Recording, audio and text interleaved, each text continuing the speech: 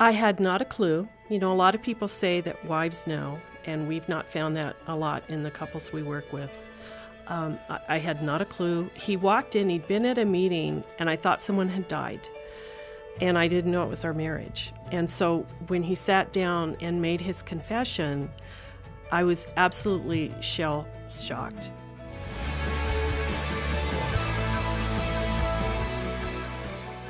Welcome to the Focus on the Family broadcast, helping families thrive. Well, sadly, surveys show that over 1/3 of marriages have one or both partners admitted to having been involved in extramarital affairs. And we're going to talk about that today. This is Focus on the Family. Your host is Focus President and author Jim Daly. I'm John Fuller, and today a couple who overcame infidelity and found healing, and they're going to offer ways that you can thrive in your marriage. Let me say, welcome back to Focus on the Family. Well, thank you for having us. Thank you. This is a story that, in a situation that is always prevalent in the culture, and certainly in the church too. Now, how long into your marriage before you became a Christian? Who became a Christian first? Well, I did. I was, so we were living life, and we were in our 20s, and just kind of traveling down that path. And like we said, the intimacy in our relationship was always best friends. That was one of those things and that was kind of almost uncommon in that era. It was more physical back then, you know, I think was what started it. We were best friends. And then getting married out of that. So here I was, you know, I started a small studio, and then I got a call one day from a guy that I was in a band with back in Stockton, said he'd been writing some songs, and hey, how about I come up and we catch up and play some tunes that I had written. And he pulls out his guitar and he starts to play these songs about his new love for his Lord Jesus Christ, you know. And that wasn't a part. Now, I had always known there was a God. I was kind of raised in a home that we went to church every now and then, but it wasn't, you know, a relationship. It wasn't a commitment. It wasn't a commitment or a relationship that you had with Christ. So this was something that I was kind of searching for. I knew something was missing in my life. And so I knew there was a God, but I just didn't have a relationship. Anyway, you start singing about Jesus, and wow, you know, so the sessions kind of became more of talk sessions, and then after about the second day, he led me to Christ. Wow. Yeah, and that was a real pivotal point in my life. Now, Mona wasn't a Christian at that point, and I'm going to let her pick. Well, I was going to say, yeah. So you come home and you say, Mona, Yeah. guess what happened to me? And Mona said, Well, my background was that my family went to church when things were good. And when things were not good, church was left on the back burner. That's so God usually was, opposite. I know. Why do you think that was? I don't know. I never heard anything about grace. It was all works-based, and if you weren't good enough, then you lost your salvation and you were going to hell. And so it didn't take very long for me to figure out as a junior higher that I wasn't good enough and I was going to hell. And so I figured they'd convinced me how bad that was. So I figured I might as well have fun here because I knew what was coming. So I had really pretty much rejected anything to do with faith. Mona, let me make sure, because some people, again, they may not be there yet. Yeah. Did you feel like it was unattainable? Yes. The bar was just simply The too bar high. was too high, and I couldn't be good enough. And guess what, for everybody? That's true. The bar is too high. Perfection. right. Yeah. That's exactly why we need Jesus That's Christ. exactly That's what Absolutely. he said. He's the one that lifts us up to the Yeah. bar. That's He's like right. that adult that puts you as a child up to the pull-up bar, right? He's the one Yes. that gets you there. Well, Yes. I just remember in those early stages when I came home as a Christian going, well, and she's going, well, how can you continue to, you know, because, you know, you can't do that. You're going to, and I said, well, I understand this is a relationship that I have with my Savior. This isn't about what everybody else thinks. So in my infancy, I had a vague understanding of what grace was. This is something she And had no I idea. did not. No. I decided, this is probably 3 or 4 years later, I decided, okay, fine, I'm tired of everybody telling me how wrong I am from both sides. I just kept gonna saying, read the Yeah, gospel. I'm just going to read the Bible. And if it doesn't come through, then I'm done. And so I did read the Bible. And when I got to Romans 7, where Paul says, what I do what I don't want to do. And I went, oh, that's me. And so I said, okay, I will choose to believe this, but you'll have to prove it to me. And he did. Comes the girl and from the 70s. Yeah. And he did very faithfully. And that's Yes, how he our did. spiritual journey began. That's Can when I- we synced up. Yeah, and let me emphasize that because that happened to me when I was 21. I had made a commitment to Christ at 15, but I wobbled along. I was living without boundaries. But then at 21, it dawned on me. No one challenged me. I wish somebody would have. But I'm in college. I'm reading business books. I'm all these things to prepare for my career. And I remember thinking to myself, I should really read the Bible because if it's I a know, book it's a good read. if it's a book of truth. Absolutely. I mean, and I go through all the way in college and read all these other books. Yep. Plato. I had the philosophy class, Plato and Aristotle. But it really grabbed me that I can't be a believer without reading the Word. That's right. So I better read it. And I appreciate the truth of what you just shared. Right. For the skeptics out there listening, Right. read it first before you attack. Read that New Amen. Testament. Understand the heart of God for you. And what Mona was sharing there, that, you know what? Paul, who was the apostle of the apostles, Right. the brilliant one, he himself said he can't live to the standard. That's right. And that's the truth of it. I think we've laid that groundwork sufficiently for people to hear your love for each other, even today, even though you went through a dark, dark valley. We did. Speak to the lead up to those failures that, Gary, you had. When you think back on it, how many years after you both accepted Christ, you're in church, what was that time gap, and what were the shortcomings? What began to happen Okay. that caused a derailment of your commitment? Man, my chronology, I don't know. It was About like 10 years. Yeah, but it was 20 years married, right? 20 years Yeah. married, so Yeah. about 10 years after I became a so believer. that's where we are. at Okay, this that's point. helpful to know. So we're both in church. We're both going 10 down, years. Yeah, and both very active in our own ministries, and that's when it began. And I'll tell you, it was 1993 that I came home, and then that's when I confessed to Mona that I had had an affair. And I need to kind of back up because that was a bomb that was just dropped Well, in the absolutely. middle of our relationship. And this was an affair with a coworker, but it was also one of Mona's best friends. So it was just just a bomb. It was crazy how what happened in our relationship. Well, and I think that the question I really want to drive at, Gary, is what pushed you there? What left what, me? Yeah. what was that hole in Then your let me- heart? Okay, let me back up just a little bit. What had ended up happening was this was a person that that I had met in church. So I served in, like I said, we both were going 1,000,000 miles an hour, Mona and I, and very busy with both of our ministries, but not ministries together. We were separate that way. And I served in a worship team. And this was a person that I met on the worship team. And there was no intention to this at all. We were both solid Christians. This was not anything that we were ever, it wasn't there. That wasn't there. But what I didn't know was I truly believed at that point that I was not vulnerable to anything like this. This was never going to happen to me. So that was the first false premise. That is absolutely a you lie couldn't fall from this way. that's exactly Wow. right. Because and maybe as arrogant as this might sound is I used to just joke about it. I would just say I nobody ever was flirty with me or in my life, and so it was like one of those things that I used to joke, say I'll start resisting temptation the day it stops resisting me, and because it was never going to be an issue. Well, that was absolutely left me so vulnerable. And then with Mona and I doing life just 1,000,000 miles an hour, and her busy in her ministry as well as the kids and the family and the management of all that, and then me building the business and everything else, we didn't take time to prioritize ourselves. That us factor, that was us.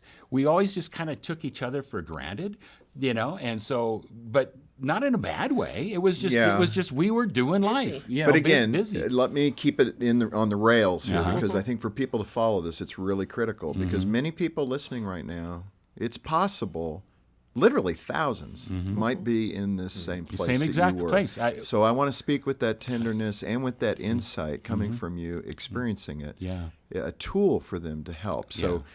Well, this affair went on for 3 years. Oh, okay. So I'm going to back up to that point where we were going down the path. And what happened was when someone came along and that was a friend and started, would be hanging on my every word. But see, I have messed up. I don't want to leave out a part because we served together in church, and then what ended up happening was she was really well suited for a position that opened up at my company, and Mona and I talked about it, and she applied for the job, and so then she came to work with us, and so And that was before the that was affair. oh yeah, Right. absolutely, Okay. All long right. before the affair, long before anything. So what happened at that point was, now that we spent maybe an hour together in preparation for the worship team a week, now it was 8 hours a day, and so that friendship just continued to grow and continued to grow and continued to grow. And that was one of those things that you just don't see out there because we became closer and closer friends. And when that person comes along that listens to you and likes you for who you are and hangs on your every word and the whole thing, it starts feeding you emotionally. And I got to be honest, I liked that. That was attractive to you. It was very attractive to me. Now, I'm playing this justification game in my head about, there's nothing going on, and there wasn't. There was nothing going on inappropriate outside of maybe in my heart because I liked being in the presence of this other person. She was feeding me that way. And that was a dangerous place to be, but I didn't believe it was because there was nothing ever going to happen. Mona, we're going to come back to you in a Okay. moment That's and all get right. that emotional response when Gary told you what was happening. But let's go back. So Okay. she's feeding this appetite in your Appetite, yeah, heart. exactly. She's affirming you, which every man wakens up to. I mean, Every wow, person she does. really likes me. That's right. She You know- really affirms me. Yeah. She And- thinks I'm something. Yeah, exactly. and so when you're sitting there and you think that this is never going to happen, and you start to convince yourself, you are so vulnerable at that point. And if I can speak to the people out there that are at this point, you are in a very dangerous position because what ends up happening is you start to justify putting yourself in this person's path, and I'll get my coffee this morning, but I'm going to go down that path because Think of that. I'm going to be going by her office just to say, hey, how's it going, or whatever. And that what happens is it's just one baby bad step after another. It just becomes just a bad decision. I did not wake up one day and say, gee, I think I'll go out and have an affair. Absolutely not. It was just one baby step after another. Leading into that, then, what was the big rock that fell? I mean, you're doing all these baby steps. Yeah. What was the moment Well, when it all came apart? To say that there was a moment is all just, I think, shrouded in this justification and stuff that's going on in your head. You're just being so deceived by the enemy at this point, and it's very, very subtle. And I think the song says it best. It's a slow fade because that glance turns into an extended glance, turns into maybe just a touch, and then it's just an acknowledgement that you Exactly. both desire each other. That's right. And then it's and let me tell you that's a over. huge red flag if Yeah. you have a relationship with someone and saying, and this happened with this relationship, I have to be careful around you. Because if this were different circumstances, and you're saying this, and I feel like I should confess this sin that I'm having about maybe being attracted to this person. what if you had your senses at that moment? What would you have done differently? Flee. Which is exactly what the That's text says. That's The exactly scripture right. says There's that. no question about it. And that was even after the first. When we fell into the affair, we both knew. We were both Christian people. We both knew that God is very specific about this. So this continued now for 3 years. Well, what happened was we fell, and then we both knew that this would just absolutely torpedo both of our lives completely. I would lose my wife, I would lose my family, I would lose my business and ministry, everything. There wasn't anything that wouldn't be touched by this, as with her. And so in our infinite wisdom, because God is very specific about sexual immorality. He says, you flee. You are to flee this. Well, we didn't flee. We just decided that we would resolve to not do this anymore. And so we would just will it out. We wouldn't do this. And then we wouldn't for a long time. And then the season would come when we'd get weak, and then we would fall again. And then it would be, we have to stop this. We have to stop this. But this started this cycle that went on for... That had to be gut-wrenching. It was terrible because what Actually. happens is you just end up so distanced from God. You're holding God at Well, that's arm's where all length. the excuses That's start right. to pile up. Well, I don't get that kind of attention from Mona. She I doesn't. never blamed her that way. Now I've heard that with Yeah. other people, but that was never the case. This was just a selfish decision on my part.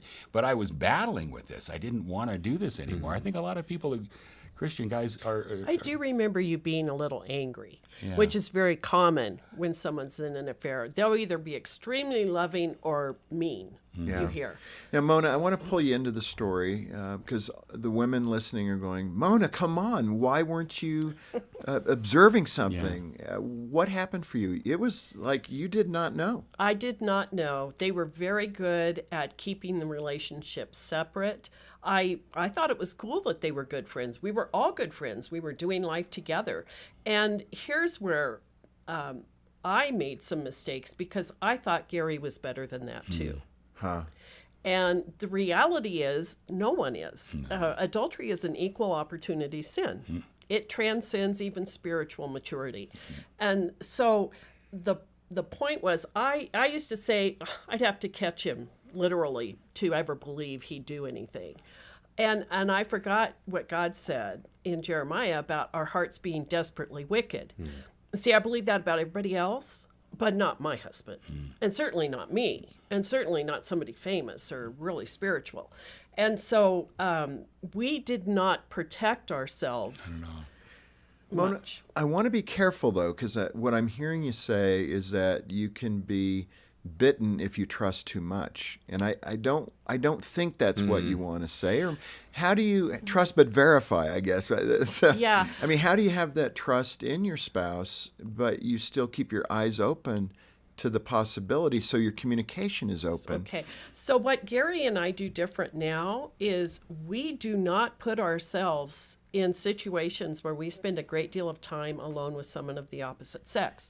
We don't put ourselves in a position to spend time, not because we think we'll fall in the next 30 minutes, but because that begins an intimate relation, or it can begin an emotionally intimate relationship, which can then follow through into a full-blown affair. Some call that building hedges Building around hedges. your relationship. That's what That's you're right. referring to. That's right. So it's not that you necessarily don't trust your spouse. It's let's honor each other by putting these hedges in place That's to right. make sure we don't fall And that in a falls moment back of weakness. It falls back to what I was saying originally about being so vulnerable. You know, it's like don't be thinking that you can't fall. And I think that's one of the best hedges that there can ever be is don't believe that lie.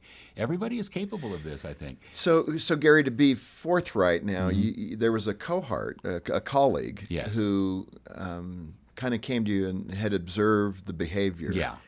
So I'll go back to the story chronologically. It had been going on for like 3 years, but still, here's Gary just in his terror, not confessing, knowing that it needed to get into In the light. cycle, so to speak. Yeah, in the cycle, so to speak. And after 3 years, the calluses are so deep on your heart, and you just become just hard-hearted in the whole thing.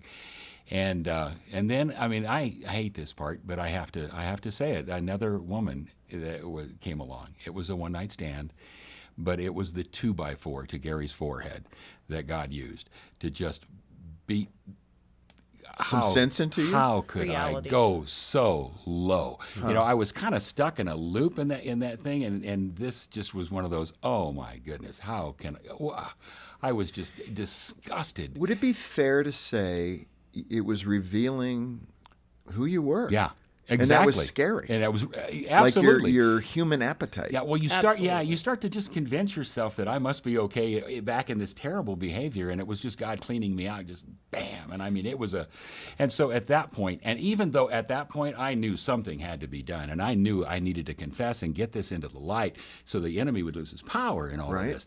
And so what ended up happening was this, like you were telling me about this gentleman, young man, worked for us as well, very spiritually wise beyond his years. And he caught me coming in to work one morning and said, hey, I need to talk to you, and pulled me into the studio, pulled the door closed, and said, Gary, I know that there's something going on here, and you really need to do something about this. Wow. And then one step further, and if you don't, I will.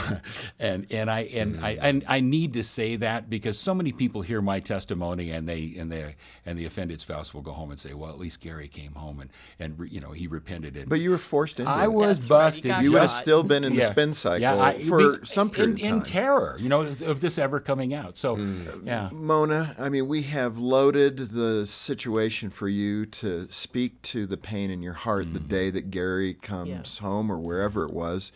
Describe that. We heard it in the opening. that something you knew, you had that intuition that something was wrong. I saw it on his face. I saw it in how he stood in the doorway. And I knew he'd met with the pastor, and I thought, oh my goodness, our pastor's dropped dead. But then he confessed, and I remember other names going through my head, and because when I asked who. But when he said her name, I knew it. I also knew that this was the end of a part of my life as I'd known it, that this was something huge. I didn't have words for it. I do now. I didn't realize what a trauma the revelation of infidelity is. And so I was certainly in that traumatized state. The pain was overwhelming, and maybe we can talk about that a little bit more later. But at that point, I was pretty numb, didn't know what I wanted to do. When he told me about the one-night stand, at that moment, and this was a Holy Spirit thing in my opinion, at the moment he told me, I knew that God had allowed that so he could see how deeply into sin he'd fallen. Now that's incredible. I mean, what you're saying there takes incredible maturity, that you saw that as a tool that God used in a horrible that situation. wasn't me. I mean, I just knew that. Mona, Yeah. I need to press you though for that emotion. I mean, you're giving a great police account of what was going on, but my goodness, how did you feel? I overwhelmed, pain, shock. I was incapacitated with pain for several months, actually. Gary asked me if I wanted a divorce. I didn't know what I wanted. He asked me if I wanted to go to counseling. I said, whatever for. The only answer to this is that it never happened, and no counselor can do that. I was absolutely hopeless. There was not one part of me that thought we could save our marriage. It was over. It was done. I was going to lose my best friend. But while Gary was in the affair, I had spent those 3 years growing in my relationship with the Lord. And so I knew I would face the Lord, and he would say, what'd you do with this, Mona? And I didn't, like I said, I didn't think we'd heal, but I knew I would have to say, Lord, I tried. Check the box. I would have to check the box. And so I hung around to try because I knew that's what God wanted me to do. Mona, we have a program called Hope Restored for couples that were right in your situation, and it has an incredible post 2-year 81% success rate. I'm really pleased with Dr. Bob Pauls, who runs the program there. He just does a fantastic job. And what I want to say about this right now, though, is here's the question for the intake. And it's critical, and I want your response to it. They'll ask couples that are struggling like you were, do you believe God can work a miracle in your marriage? And it's the critical question, because if the spouses, if they can say yes, but you don't, the Lord, he's the only one if you knew my husband. But just that little crack of hope is what's needed.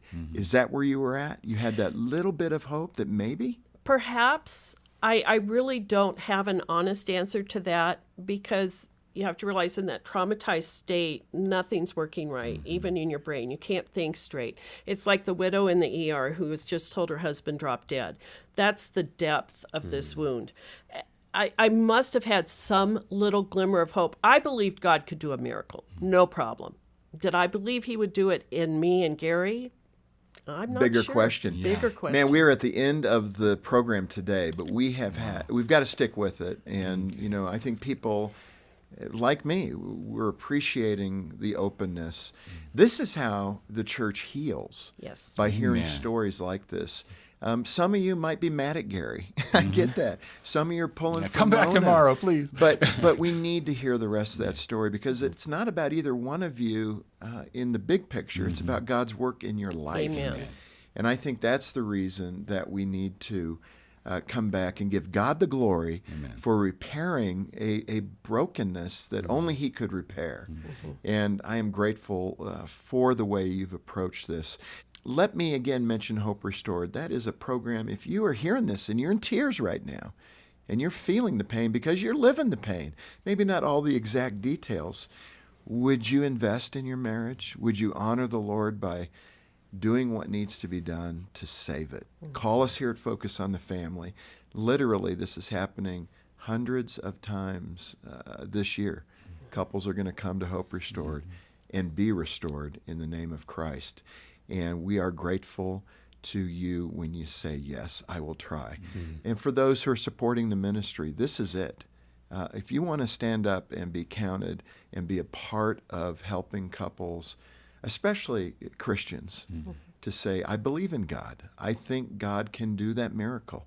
Be a part of the team. I mean, let's get this done. Let's reduce the divorce rate within the church by 15, 20, 25%, maybe more. That's a worthy goal, and I would encourage you to consider helping us financially and praying for us in the work of Focus on the Family. Hey, I'm John Fuller, and thanks for watching. Get more info about Focus over here and more from our guests over there, and be sure to subscribe to our channel as well.